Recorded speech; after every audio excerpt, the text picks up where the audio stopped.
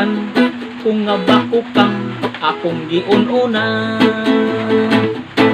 Inununan kung nga bako kang sa sabaw nagakamang-kamang gisagunan. Nako og ginamos gipaningot kami og inigo.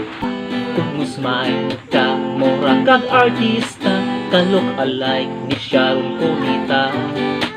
Wala ako'y ikasukol nga buta, kay porma ko pagkasimple lang. Kinsa ba ako nga imong patulan, ang dagway kumura tao bako kang ahahay. Hello guys, good morning, welcome back to my YouTube channel GMV Collections. Kung bago pa ka lang dito, paki-subscribe po at i-click mo ang notification bell upang updated ka sa mga videos.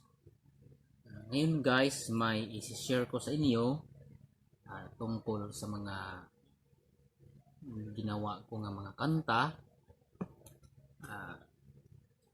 Last time kumakanta ako ng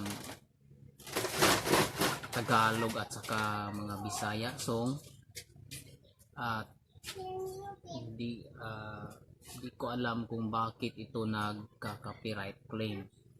So ngayon subukan kong, kasi mahilig ako sa mga kanta lalo na sa mga Tagalog o OPM, mga Bisaya, saka English. Kahit hindi maganda ang aking boses, pero mahilig ko din.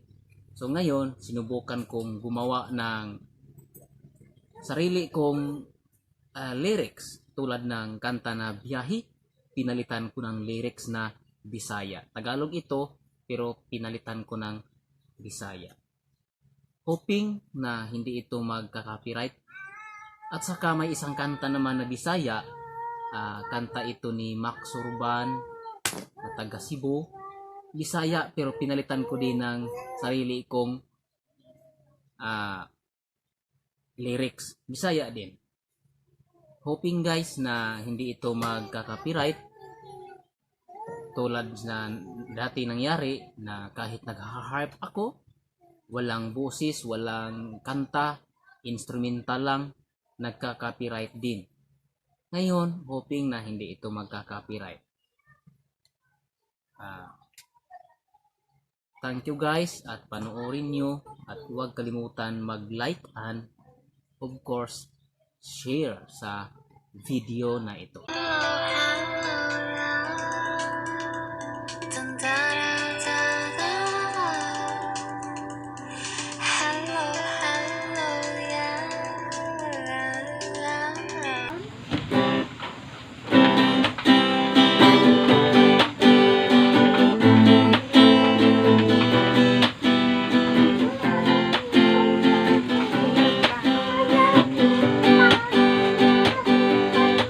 Karon pa kuwa pa man di ay ka, cute kaayo ang imong mata. Kung musmay ka mura kag artista, ka-look alike ni Sharon Cunita. Wala ako'y ikasukol nga buta, kay porma ko pagkasimple lang. Kinsa ba ako nga imong patulan, ang dagway kumura tao bako kang ahahay. Wa ko kabalo og anus aba, magkuyog ta nga kitarang duha. Pangandoy ko nga ikaw lang pirmi ang makauban sa akong biyahe. Ang gugma ko imurang gisakyan, pagkawala gud nimo'y batasan. Pero kung imo akong unungan, gugmang tiunay ang padulngan. Pagkatahom sa imong katawa, makapawala og mga problema. Pagkalami dadon og lambing-lambingon, kaning lang kay higalarata. Abi nako og akong mapugngan, mura naman hinuon kog mabuang. Halag mabuking ang akong paningin, ikaw ray gipitik sa kasing-kasing. Mahalin, wapo kabalo ug ano sa apa, magkuyog tanga kitarang duha. Pangandoy ko nga ikaw lang pirmi ang makauban sa akong biyahe. Ang gugma ko imurang gisakyan, pagkawala gud nimo'y batasan. Pero kung imo akong unungan, ugmang tiunay ang padulngan.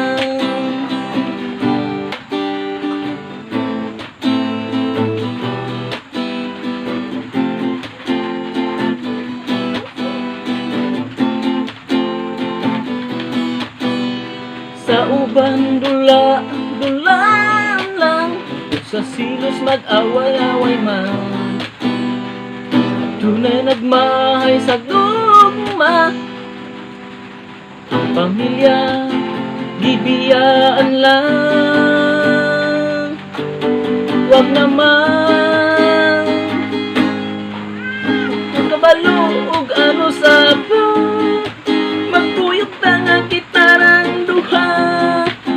Panganoy ko nga ikaw lang pirmi ang makauban sa atong biyahe. Ang gugma ko imurang gisakyan, pagkawala gud nimo'y batasan. Pero kung imo akong unungan, ugmang tiunay ang padulngan.